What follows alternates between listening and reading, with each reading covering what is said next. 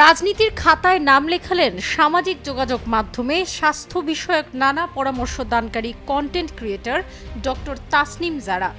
জাতীয় নাগরিক কমিটিতে যুগ্ম আহ্বায়কের পদ পেয়েছেন তিনি। ভেরিফাইড ফেসবুক পেজে মঙ্গলবার রাতে এক পোস্টে এ তথ্য জানান জারা নিজেই। ফেসবুক পোস্টে ডক্টর তাসনিম জারা লিখেছেন, আমি জাতীয় নাগরিক কমিটির যুগ্ম আহ্বায়ক হিসেবে দায়িত্ব গ্রহণ করেছি। এই প্রথম কোনো রাজনৈতিক প্ল্যাটফর্মের সঙ্গে যুক্ত হচ্ছি, তাই সিদ্ধান্তটি সহজ ছিল না। এই কমিটিতে অনেক বুদ্ধিদীপ্ত, চিন্তাশীল ও সৎ মানুষকে পেয়েছি যারা অভ্যুত্থানের আকাঙ্ক্ষাকে বাস্তবায়ন করতে অসামান্য ত্যাগ স্বীকার করেছেন এবং ভবিষ্যতেও সর্বোচ্চ ত্যাগ স্বীকারে প্রস্তুত রয়েছেন। তাদের সহকর্মী হতে পারা এবং দেশের জন্য একসঙ্গে কাজ করার সুযোগ পাওয়া সৌভাগ্যের।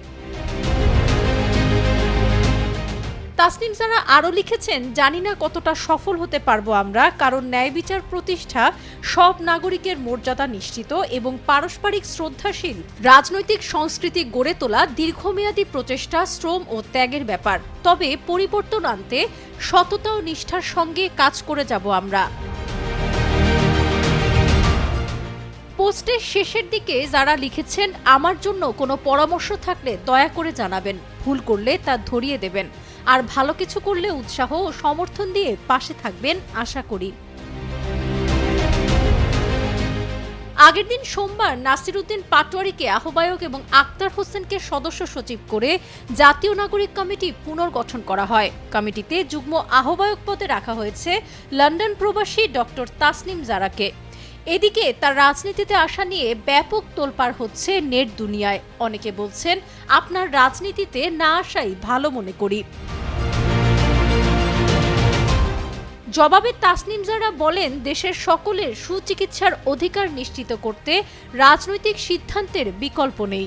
আমরা রাজনীতি সচেতন না হলে সুচিকিৎসা, সুশিক্ষা, স্বাধীনভাবে মত প্রকাশের অধিকার অন্যরা হরণ করতেই থাকবে।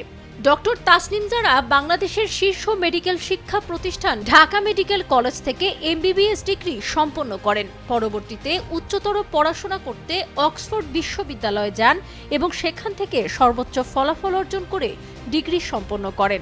এছাড়াও তিনি যুক্তরাজ্যের রয়্যাল কলেজ অব অবস্টেট্রিশিয়ান এবং গাইনোকোলজিস্ট থেকে DRCOG ডিগ্রি অর্জন করেছেন। এটি নারীদের স্বাস্থ্য সম্পর্কে গভীর জ্ঞানের স্বীকৃতি স্বরূপ প্রদান করা হয়।